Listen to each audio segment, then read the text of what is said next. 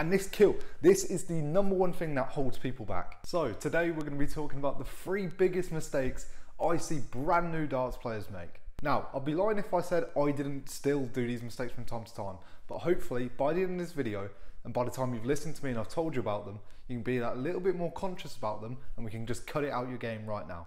I promise you, cutting these 3 things I'm about to mention out, it will make you happier with darts. Your average will get better, your games will be more competitive. I promise you, these things are what hold players like me and you down at the lower end of the averages. Number 1 then, you are not balanced. This is a mistake that I did forever. And people always love to go, oh no, darts is about staying still. For me, darts is about staying balanced. Because you can be as still as you'd like up here. Arm can be nothing, just this elbow movement. But if your feet are all over the place, there's going to be no consistency. You need a base that you are comfortable with. Don't listen to others. Don't, put your feet at this perfect 90 or 70 degree angle. No, ignore that. Do something you could stand at an oche and stand there for hours. As relaxed as possible. That's what we want. Just something with a nice, solid base. Because if the groundworks are solid, all this gets better. This applies if you want to stand on the left of the oche, on the right of the oche, does not matter. All I'm saying to you is find a position with your weight over that front foot where you can stand there forever. Whether your back leg, you have your whole foot down, or if you want to be on your toes a little bit, it's entirely up to you. Just be comfortable and most of all, be balanced. Tip number 2 then, and this is one I see players make all the time. And I didn't realise how common it was until I went on Twitter and I did a little tweet. I said, I feel like I'm changing my throw every time I play. Well, turns out that's how everyone feels. And the reason being, we're all overthinking our throws. We'll come in one day and find something that works. For me, it's like my wrist position being at this specific angle. Come in the next day and it's terrible. And I've gone back to it in the 5, I've gone back to it in the 1, I can't hit anything. This is overthinking. What you need to do is film your throw on days where it's good, on days where it's bad. Because in your head, you'll think, well, where am I going wrong? What am I doing that I wasn't? What you'll realise is that actually those throws are borderline identical. You're just overthinking.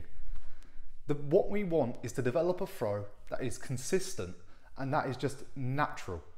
Whether you throw like rapid Ricky Evans and you're letting them go really quick, or whether you're more Sulovic-esque and we're taking our time and we're painting on the board, you just need to find something comfortable. Stop overthinking and just walk up to your dartboard, natural as possible, and throw. Now, the 3rd biggest mistake I see new players make all the time, and this is one that I've only just recently started implementing, and this is the number 1 thing that holds people back, is when you're practicing, you're just throwing at the 20, or you're just playing games. No, we need to get rid of that. If we put this in any other context, that isn't how you improve. We just need to develop, in darts especially, the throw, the rhythm, the timing, the tempo, the balance, and the best way to do this is not through throwing at the treble 20. What throwing at the 20 does is make you great at throwing at the 20. It doesn't make you great at darts, it makes you great at throwing at one number on the board. What we need to do is develop a practice routine. And in fact, you should probably watch my last video that I made where I speak about some practice games that I've been implementing. When we do this and when we work our way around the board, you become a better darts player. When we stop throwing at the treble 20 and we start throwing at your weird doubles. If you're a player like me, who very commonly ends up in a low double, why are we throwing at 60 and why are we throwing at 20? Bin that off. I'm throwing at double 4. I'm doing 30 darts at double 4. I'm doing 30 darts at double 9. Because when it comes to games, this is where I am. Very rarely am I seeing 80 and taking it out. More commonly, I'm getting to 32 and taking it out. Or sometimes I'm going inside, all of a sudden I'm at double 4. And if that's the case, throwing at treble 20s do not help. So, let's find some practice games, let's get a routine, and let's improve at darts, not at hitting the treble 20.